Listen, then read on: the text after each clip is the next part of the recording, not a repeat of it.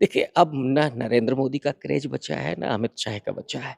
एक वीडियो और हमने भी देखा था, एक महिला जिसको लाया गया था रैली में, उससे किसी ने पूछा कि आप काहे के लिए आई थीं? हाँ, कि नरेंद्र मोदी आए हाँ, थे।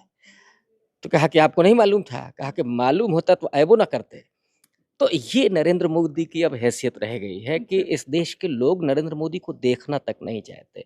अमित शाह की तो बात तो आपने कह ही दी कि वोट चोरी मुद्दा था, फिर आप करें घुसपैठिया। चलिए मैं तथ्यात्मक रूप से आ जाता हुँ, हूँ। ये जो बार-बार घुसपैठिया की बात हो रही है, तो हुँ, ये गृह मंत्री अक्षम है क्या? घुसपैठिए कहाँ से आ रहे हैं? हुँ, घुसपैठिए वो आसमान से तो आ नहीं रहे हैं। हुँ, आसमान से भी आएँगे तो भी आपके पास है ना हुँ। इंटेलिजेंस है, आपके पास आर्मी है, ज़िम्मेदारी आपकी है। तो इस्तीफ़ा दे कर के आप हटाइए ना, राहुल गांधी को प्रधानमंत्री बनाइए और उसके बाद सवाल करिए। ये आपके सवाल करने का दायित्व तब बनता है जब राहुल गांधी प्रधानमंत्री हो, नंबर 1। नंबर 2 घुसपैठिए। नमस्कार, द जनता लाइव देख रहे हैं आप और मैं हूँ आपके साथ पूजा और इस वक्त हम मौजूद हैं दिल्ली के जवाहर भवन में, जहाँ आज पीयूसीएल दिल्ली की ओर से कॉन्फ्रेंस और कम्युनल हार्मनी का आयोजन किया गया था। 2 दिन चलने वाले इस कॉन्फ्रेंस में तमाम लोग, तमाम वक्ताओं को बुलाया गया और देश में जो कुछ हो रहा है, जिस तरीके से अ, अलग-अलग मुद्दों पर आप देख रहे हैं कि राजनीति की जा रही है, उसको लेकर कम्युनल हार्मनी के साथ कुछ चीज़ें बेहतर की जा सके, इसको लेकर यहाँ लोग चर्चा कर रहे हैं और इस वक्त मेरे साथ प्रोफ़ेसर रविकांत मौजूद हैं, किसी परिचय के मोहताज नहीं हैं और इनके अभी इंट्रोडक्शन के लिस्ट में ये भी शामिल हो गया है कि अब ये कांग्रेस में शामिल हो चुके हैं। तो सर पहले तो बहुत बधाई आपको, क्योंकि अब आप प्रत्यक्ष तौर पर राजनीति में उतर चुके हैं। तो क्योंकि अब आप प्रत्यक्ष रूप से आ चुके हैं, तो सवाल भी सीधे-सीधे आपसे कांग्रेस से जुड़ा हुआ पूछ लेते हैं कि राहुल गांधी ने इस वक्त देश के युवाओं पे एक बड़ी ज़िम्मेदारी सौंप दी है। उन्होंने जेन ज़ीज़ को ये ज़िम्मा दिया है कि अब वो संविधान को बचाएँ और साथ ही उनके सर ये बहुत बड़ा ज़िम्मा दिया है और कहीं न कहीं मुझे लगता है कि जो हमारे पड़ोसी मुल्कों में इस वक़्त जो कुछ हुआ, उसको देखकर उन्होंने शायद ये कुछ किया है। अब उसको लेकर काफ़ी सवाल किए जा रहे हैं। क्या इस वक़्त आपको लगता है हमारे देश के युवा उनके इस बड़े दारोमदार जो उन्होंने सौंपा है, उसके लिए हमारे देश के युवा तैयार हैं पूरी तरीके से? अरे देखिए, आपने जो पड़ोसी देशों की बात की, जो हुँ, नेपाल में हुआ, हुँ, श्रीलंका में हुआ, बांग्लादेश में हुआ, जी। लेकिन राहुल गांधी जी ने इसकी बात नहीं की है। हुँ, राहुल गांधी जी ने वो बात की है जो रास्ता गांधी जी का था, जो हुँ, बाबा साहब अम्बेडकर का हुँ, था, जो नेहरू जी का था। हुँ, उन्होंने ये कहा है कि नौजवानों को, छात्रों को, जो जेन ज़ी हैं, उनको इस देश का संविधान और लोकतंत्र पर जो खतरा है, हुँ, उसको बचाने के लिए हुँ, आगे आना पड़ेगा। हुँ, यानी हमें डेमोक्रेटिक तरीके से जो संविधान पर हमला हो रहा है, उसको रोकने के लिए हुँ, आना पड़ेगा। तो ये नहीं है कि वहाँ जैसे नेपाल में हुआ उस तरह से करना, हुँ, नहीं।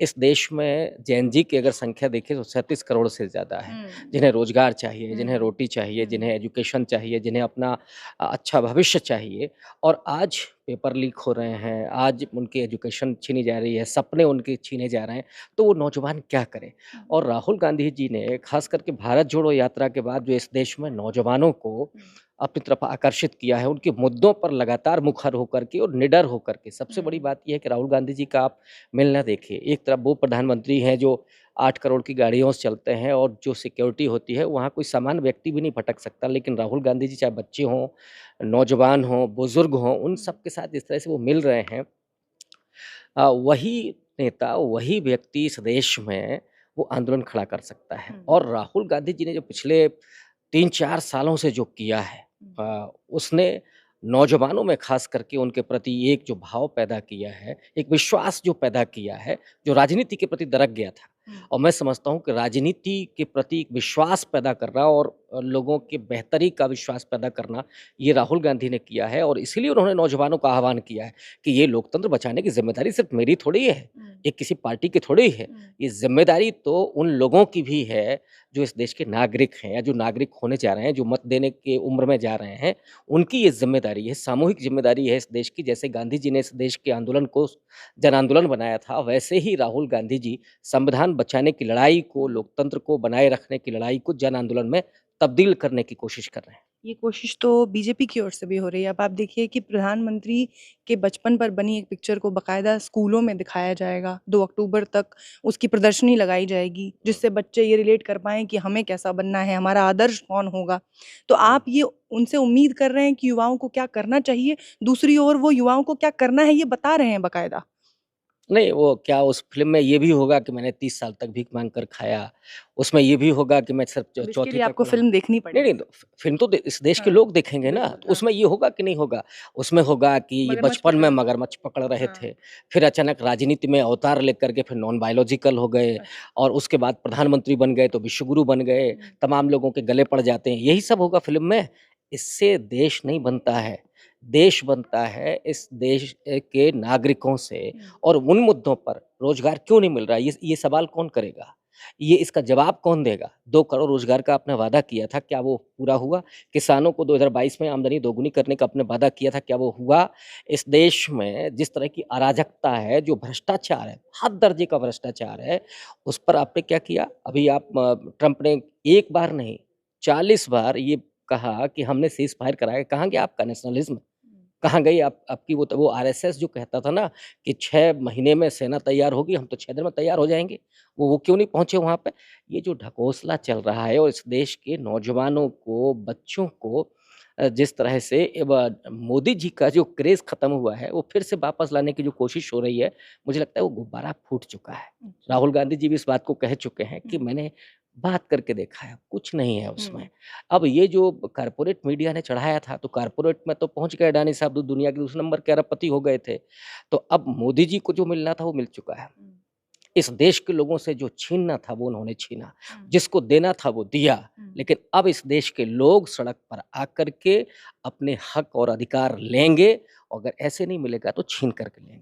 क्योंकि आपने पदयात्रा की बात की, तो राहुल गांधी ने बिहार में जिस तरीके से वोट अधिकार यात्रा की शुरुआत की और उसको जिस तरीके से रिस्पॉन्स मिला, उसके बाद अभी बिहार पहुंचे थे गृह मंत्री अमित शाह रोहतास में, बोलते हुए उन्होंने कहा कि क्या करने आए थे, उनका क्या मुद्दा था। हुँ। आपकी हंसी बता रही है, वीडियो आपने देख लिया है सर।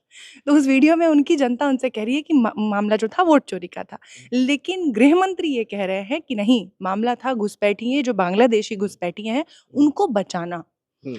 तो इस पर क्या कुछ कहेंगे आप? मैं दोनों ही बात कर लेता हूँ। हुँ, देखिए, अब ना नरेंद्र मोदी का क्रेज़ बचा है, ना अमित शाह का बचा है। हुँ, एक वीडियो और हमने भी देखा था, एक महिला जिसको लाया गया था रैली में, उससे किसी ने पूछा कि आप काहे के लिए आई थीं? हाँ, कि नरेंद्र मोदी आए हाँ, थे। हाँ, तो कहा कि आपको नहीं मालूम था? कहा हाँ, कि मालूम होता तो आएबो ना करते। तो ये नरेंद्र मोदी की अब हैसियत रह गई है कि अच्छा, इस देश के लोग नरेंद्र मोदी को देखना तक नहीं चाहते।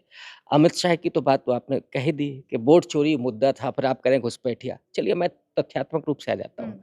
ये जो बार-बार घुसपैठिया की बात हो रही है, तो हुँ, ये गृह मंत्री अक्षम है क्या? घुसपैठिए कहाँ से आ रहे हैं? हुँ, घुसपैठिए वो आसमान से तो आ नहीं रहे हैं। हुँ, आसमान से भी आएँगे तो भी आपके पास है ना हुँ, इंटेलिजेंस है, आपके पास आर्मी है, ज़िम्मेदारी आपकी है। तो इस्तीफ़ा दे कर के आप हटिए ना, राहुल गांधी को प्रधानमंत्री बनाइए और उसके बाद सवाल करिए। ये आपके सवाल करने का दायित्व तब बनता है जब राहुल गांधी प्रधानमंत्री हो, नंबर 1। हुँ, नंबर 2 घुसपैठिए, कौन ईमानदार रहा? डॉक्टर मनमोहन सिंह के 10 साल की सरकार में 90,000 घुसपैठियों को चिन्हित करके वापस भेजा गया था। नरेंद्र मोदी के 11 साल की सरकार में केवल 4 से जी, 5,000 घुसपैठियों को बाहर किया गया है। ये जो नौटंकी है, घुसपैठिए के हुँ, नाम पर आप डरा रहे हैं, हुँ, इस देश के लोग नहीं डर रहे हैं। और जो दलित पिछड़ों को आपने डराया लंबे समय से, वो दलित पिछड़ा तो अब रोज़गार अपना माँग रहा है, अपना संविधान की सुरक्षा करने के लिए खड़ा हुआ है। वो इस देश में डेमोक्रेसी को बचाने के लिए, वोटिंग राइट के लिए। गोलवलकर की बात मैंने की थी ना अभी, जी, बिल्कुल, गोलवलकर बिल्कुल। जो कह रहा था, मैं कह रहा था ही कह रहा हूँ पूरी ज़िम्मेदारी के साथ। उसने कहा कि ये जो सार्वभौमिक मताधिकार हो रहा है, ये कुत्ते-बिल्लियों को मताधिकार देना है। हुँ, हम कुत्ते-बिल्ली हैं, इस देश का दलित पिछड़ा कुत्ता-बिल्ली है क्या? इनको औकात बताने की ज़रूरत है कि ये कुत्ता-बिल्ली क्या करे, वो काट भी लेगा तो समझ में आ जाएगा। इस देश में अगर रहना है, तो संविधान के साथ रहना पड़ेगा। हुँ, और जो लोग हिंदू राष्ट्र बनाना चाहते हैं, उनकी जगह है कहीं, वो जाएँ। जो सावरकर चाहते थे ना कि नेपाल के राजा के अधीन हमको कर दीजिए, तो अगर आपको शौक ज़्यादा चढ़ रहा है, तो चले जाइए नेपाल, हुँ, वहाँ हिंदू राष्ट्र बनाइए। हुँ, भारत संवैधानिक राष्ट्र है, गांधी, नेहरू, बाबा साहब के सपनों का देश है और इसे कोई मिटा नहीं सकता। हुँ। लेकिन दुर्भाग्य की बात ये है कि इसी लोकतांत्रिक देश में एक स्वतंत्र संस्था, हमारे चुनाव आयोग जैसी संस्था पर एक के बाद एक इल्ज़ाम लगाए जाते हैं, बाकायदा सबूत पेश किए जाते हैं। राहुल गांधी जो नेता प्रतिपक्ष हैं, वो एक के बाद एक सबूत देते हैं। बड़े-बड़े हाइड्रोजन और एटम बम जैसे भारी-भारी शब्दों का इस्तेमाल करते हैं। लेकिन जो मीडिया बैठी है, नेशनल हुँ, मीडिया जिसको कहा जाता है, वो तथाकथित नेशनल मीडिया जैसे ही वो कोई कॉन्फ्रेंस लेकर आते हैं, पहले तो चुनाव आयोग की तरफ से उसको खारिज कर दिया जाता है कि इसमें कोई बेस नहीं है, बेसलेस है, झूठे इल्ज़ाम हैं। और उसके बाद मीडिया इसको सुतली बॉम्ब, फुस हो गया, ऐसे-ऐसे उपमा देकर इसको वो पूरी तरह से बर्बाद करने में लगी रहती है। इस पर क्या कुछ कहेंगे? ये मीडिया के लोगों के पास भाषा भी नहीं बची है। ये भी मुझे लगता है कि वहाँ से पीएमओ से निकल कर के आता है, टॉपिक आता है, फिर उसके बाद क्या कहना है, ये भी आता है। ये मीडिया ने अपनी सारी इज़्ज़त खो दी है इस देश में। अब आपको जो सम्मान मिलता है समाज में, ईमानदारी से बताइएगा, किसी गोदी मीडिया के एंकर को मिलता है? वोटिंग होती है, हुँ। दौड़ाते हैं लोग। हाँ, देखते ज़रूर हैं, हमें लगता है कि कई बार वो बहुत मनोरंजक लगते हैं। हुँ। हाँ, कुछ ऐसे होते हैं थोड़ा कुत्ता-बिल्ली जैसे लड़ते हैं ना, मुर्गे लड़ाने, कुछ लोगों का शौक है तो देख लेते हैं, लेकिन वो अब असर नहीं हो रहा है। राहुल गांधी जी जो इस समय काम कर रहे हैं, जो चुनाव आयोग की बात है, बहुत सारे लोगों का ये तर्क है कि राहुल गांधी को सुप्रीम कोर्ट जाना चाहिए। हुँ। नरेंद्र मोदी ने क्या किया है कि चुनाव आयोग के किसी भी आयुक्त पर केस नहीं होगा। हुँ। उस समय भी नहीं जी, होगा, रिटायरमेंट जी, के बाद भी नहीं बात भी नहीं होगा। होगा। तो क्या करें राहुल ये गांधी? खेला पहले कर दिया गया था। पहले कर दिया। हुँ। इसका मतलब है कि चुनाव आयुक्त डर रहे होंगे तो उनके लिए पहले सुरक्षा का इंतज़ाम कर दिया कि आपको डरने की ज़रूरत नहीं अब है। खेलिए। लेकिन हुँ। ये कहाँ भागेंगे? हुँ। कितना भागेंगे? हुँ। इन लोगों की जहाँ जगह होगी, सरकार आएगी, हुँ। तो फिर से कानून बनेगा। कानून बनेगा तो कानून के दायरे में आएँगे। हुँ। इसलिए उन्हें भी चिंता करनी है और मैं हुँ। तो समझता हूँ कि इस देश ने उन्हें वहाँ तक पहुँचाया। वो जो हुँ। चुनाव आयुक्त बैठे हैं, उनको ये समझना चाहिए कि इसी डेमोक्रेसी की वजह से ये वहाँ पहुँचे हैं। डेमोक्रेसी को बचाने की ज़िम्मेदारी उनकी भी है। हुँ। लेकिन अगर वो इस मुगालते में है कि इसके बाद हमें कोई और पद मिल जाएगा, उसके बाद हम देश के बाहर भाग जाएँगे, तो ये संभव नहीं है। हुँ। इस देश के लोगों के मताधिकार को ख़त्म करना, इस देश के दलितों और पिछड़ों को उकसाना है। इसलिए वो बंद करें तो बेहतर होगा मुझे लगता है। चलिए, बहुत-बहुत शुक्रिया सर हमसे बातचीत करने के लिए। बहुत धन्यवाद।